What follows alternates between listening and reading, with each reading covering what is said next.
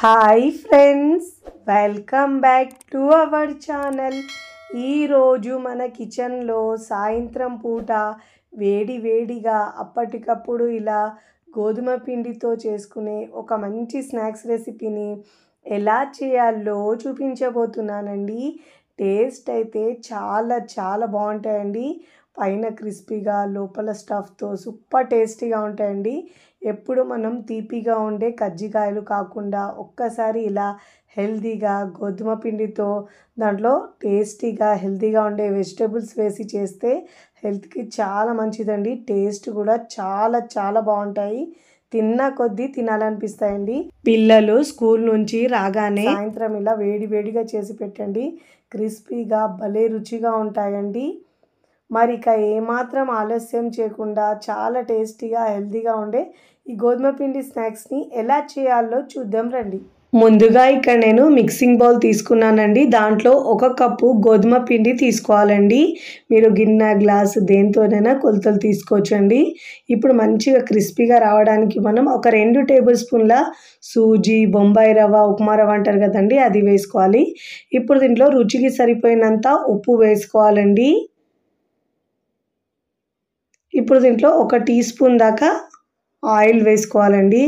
వేసుకొని ఈ ఆయిల్ని, ఈ సూజీని మనం పిండిలో బాగా మిక్స్ చేసుకోవాలి. ఫస్ట్ టైం నా ఛానల్ చూస్తున్న వాళ్ళు ప్లీజ్ నా ఛానల్ని సబ్స్క్రైబ్ చేసుకోండి, లైక్ చేయండి, పక్కనున్న బెల్ ఐకాన్ని ప్రెస్ చేయండి. ఇలా ప్రెస్ చేయడం వల్ల నేను పెట్టే వీడియో నోటిఫికేషన్ ముందుగా మీ హోమ్ పేజ్కి వస్తాయండి.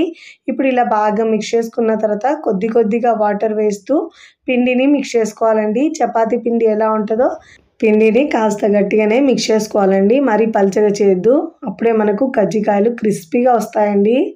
కొద్ది కొద్దిగా వాటర్ వేసుకుంటూ మిక్స్ చేసుకోవాలి. చూడండి, ఇక్కడ నేను వీడియోలో చూపించిన విధంగా పిండిని ఇలా మిక్స్ చేసుకోవాలండి.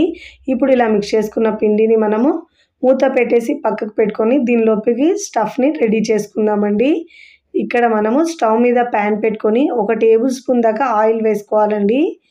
ఇప్పుడు ఆయిల్ బాగా వేడైన తర్వాత ఇప్పుడు దీంట్లో ఆవాలు ఒక 1/2 టీ స్పూన్ దాకా వేసుకోవాలండి.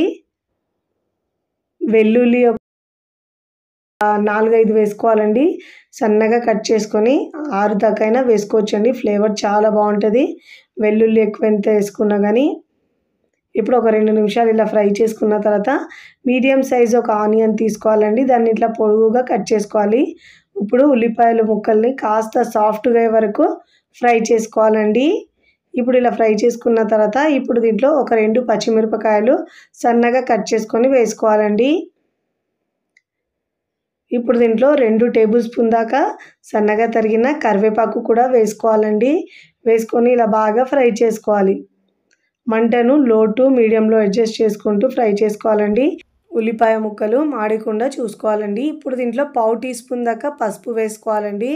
వేసుకొని ఒకసారి బాగా మిక్స్ చేసుకోవాలండి. ఫ్లేమ్ని లోలో ఉంచి అన్నీ ఇలా మిక్స్ చేసుకుంటూ ఉండాలండి.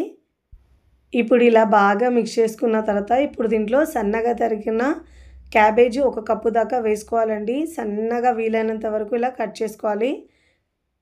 ఇప్పుడు ఒకసారి ఇలా బాగా మిక్స్ చేసుకోవాలి. ఇప్పుడు మనకు క్యాబేజ్ నుంచి వాటర్ వస్తుంది కాబట్టి హై ఫ్లేమ్లో మంట నుంచి క్యాబేజ్ వేసిన తర్వాత ఇలా కాస్త ఎగిరిపోయే వరకు మనం హై ఫ్లేమ్లో ఉంచి మిక్స్ చేసుకుంటూ ఉండాలండి.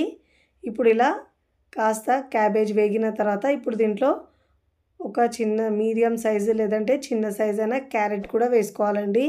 క్యారెట్ని ఇలా తురుముకొని క్యాబేజ్ కాస్త ఫ్రై అయిన తర్వాతనే వేసుకోవాలండి. ఇలా వేసుకున్న తర్వాత ఇప్పుడు ఇలా బాగా మిక్స్ చేసుకోవాలి. ఇప్పుడు దీంట్లో మసాలాలు యాడ్ చేసుకుందామండి. రుచికి సరిపోయినంత ఉప్పు వేసుకోవాలండి. ఉప్పు కారం మీ టేస్ట్ని బట్టి యాడ్ చేసుకోండి. ఇప్పుడు బాగా మిక్స్ చేసుకోవాలి ఉప్పును వేసుకున్న తర్వాత. ఇప్పుడు దీంట్లో మనము మిరియాల పొడి 1/4 టీ స్పూన్ వేసుకోవాలండి. జీలకర్ర పొడి 1/4 టీ స్పూన్ వేసుకోవాలి. ధనియాల పొడి 1/2 టీ స్పూన్ వేసుకోవాలండి. చాట్ మసాలా 1 టీ స్పూన్ దాకా వేసుకోవాలండి. చాట్ మసాలా లేని వాళ్ళు ఒక 2-3 చుక్కలు నిమ్మరసమైన వేసుకోవచ్చండి. గరం మసాలా కూడా వేసుకోవాలి. ఇప్పుడు దీంట్లో ఒక 1/2 టీ స్పూన్ దాకా మనము కారం వేసుకోవాలండి. చూసుకుంటూ వేసుకోవాలండి. ఎందుకంటే ముందు కూడా మనం పచ్చిమిరపకాయలు వేసాం కాబట్టి చూసుకొని వేసుకొని కలుపుకోవాలండి.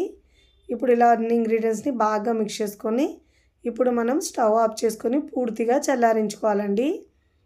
ఇప్పుడు చపాతీ పిండిని ఒకసారి బాగా మిక్స్ చేసుకోవాలి. ఇప్పుడు ఇలా పిండిని మిక్స్ చేసుకున్న తర్వాత పూరీ సైజు చిన్న చిన్న ముద్దలు తీసుకోవాలండి. తీసుకొని మిగతా పిండిని మనం తడి ఆరకుండా మూత పెట్టేసి పక్కకు పెట్టుకోవాలి. ఇప్పుడు మనం పూరీలా తాల్చుకోవాలండి. మరీ లావుగా కాకుండా మరీ సన్నగా కాకుండా మీడియంగా తాల్చుకోవాలండి. ఇలా తాల్చుకున్న తర్వాత దీనిపైన మనము ఇలా సన్నగా తరిగిన కొత్తిమీర వేసుకోవాలండి. ఇప్పుడు దీనిపై నుంచి నువ్వులు కూడా వేసుకోవాలండి. ఫ్రై చేసినప్పుడు కజ్జికాయ పైన చాలా బాగా అనిపిస్తుందండి. ఇప్పుడు ఇలా ఒకసారి చపాతీ కర్రతో తాల్చుకొని మళ్ళీ మరోవైపు ఇలా టర్న్ చేసుకొని మళ్ళీ ఇలా ఒకసారి తాల్చుకోవాలండి. ఇప్పుడు ఇలా తాల్చుకున్న తర్వాత ముందుగా రెడీ చేసుకున్న స్టఫ్ ఉంది కదండి, క్యాబేజ్ స్టఫ్ని దీంట్లో వేసుకోవాలండి. ఒక 2 టీ స్పూన్ దాకా వేసుకోవాలి. ఎక్కువ వేసుకుంటేనే టేస్ట్ బాగుంటుందండి తినేటప్పుడు. ఇప్పుడు ఇలా మనం కర్జికాయలాగా ఫోల్డ్ చేసుకోవాలండి. ఇలా ఎడ్జెస్ని మంచిగా ప్రెస్ చేసుకోవాలండి, లేదంటే ఫ్రై చేసినప్పుడు ఊడిపోతాయండి. అందుకే ఇలా ప్రెస్ చేసి క్లోజ్ చేసుకోవాలి. ఇప్పుడు మనము కర్జికాయ షేప్ ఇవ్వడానికి కర్జికాయ స్పూన్తో అయినా కట్ చేసుకోవచ్చండి. నేనైతే ఇక్కడ టిఫిన్ మూతతో చూపిస్తున్నానండి. ఇలా ప్రెస్ చేసి ఎక్స్ట్రా ఉన్న పిండిని తీసేసుకోవాలి. చూడండి ఇప్పుడు ఇలా చూడండి ఎంత బాగా వచ్చిందో. మీరు స్వీట్ కజ్జికాయలు చేసినప్పుడు కూడా ఇలా చేసుకోవచ్చండి.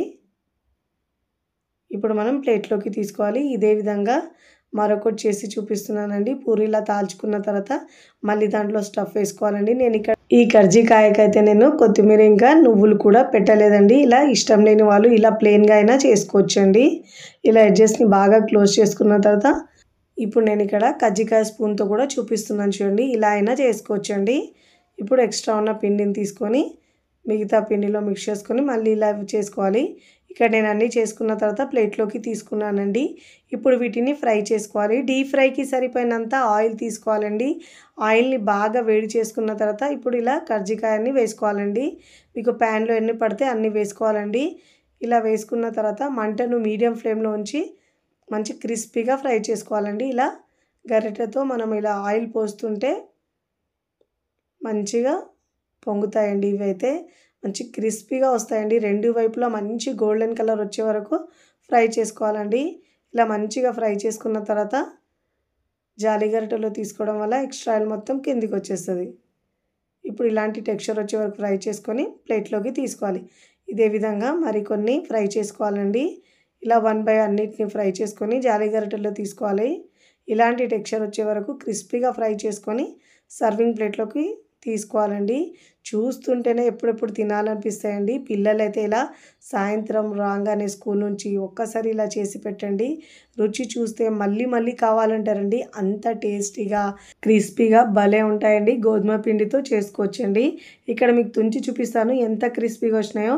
వీడియో నచ్చితే లైక్ చేయండి, ఫ్రెండ్స్ ఫ్యామిలీకి షేర్ చేయండి. మరికొన్ని టేస్టీ సింపుల్ క్విక్ రెసిపీస్ కోసం టీ కిచెన్ని సబ్స్క్రైబ్ చేసుకోండి. కమెంట్ చేయడం అస్సలు మరవకండి. Thanks for watching.